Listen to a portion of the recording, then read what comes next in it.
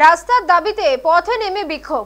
সাতগাছিয়া বিধানসভার বজবজ ২ নম্বর ব্লকের অন্তর্গত সাউথ বাওয়ালির কালীনগর গ্রামের বেশ কিছু পরিবারের তাদের দাবি দীর্ঘ 10 থেকে 12 বছর ধরে ভুগছেন তারা। এলাকার পঞ্চায়েত সদস্য পঞ্চায়েতের প্রধানকে জানিয়ে কোনো সুরাহা হয়নি, বরং রাস্তা ধীরে ধীরে ভেঙে পুকুরে তলিয়ে গিয়েছে। এখন কালীনগর গ্রামে 25 থেকে 30টি পরিবারের যাতায়াতের একমাত্র সম্বল বাঁশের সাঁকো। এই পরিস্থিতিতে প্রতিদিন ভোগান্তিতে পড়তে হচ্ছে তাদের। তারা জানিয়েছেন প্রশাসনকে একাধিকবার জানানোর পরও তাদের টনক নড়েনি, তাই এদিন বাধ্য হয়ে পথ অবরোধ করেছেন তারা। তবে এই ঘটনার পর স্থানীয় প্রশাসনের তরফে দ্রুত সমস্যা সমাধানের আশ্বাস দেওয়া হয়েছে, এমনটাই স্থানীয় সূত্রে জানা গিয়েছে।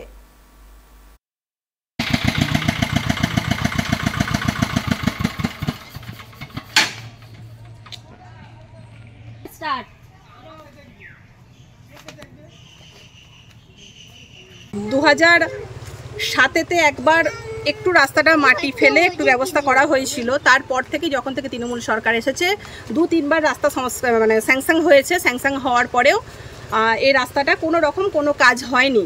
কিন্তু আমরা এখানে দেখেছি যে শাসক দল আছে, সেই শাসক দলে যারা ভারপ্রাপ্ত দায়িত্ব নিয়ে আছেন ওনাদের রাস্তা ডবল করে ঢালাই হচ্ছে, ওনাদের রাস্তার সরকারি শালবল দিয়ে পাইলেন করা হচ্ছে, কিন্তু সাধারণ মানুষ যেখানে যাতায়াত করছে তাদের জন্য এই সরকার বা এই প্রশাসন পুরোটাই অন্ধ হয়ে আছে।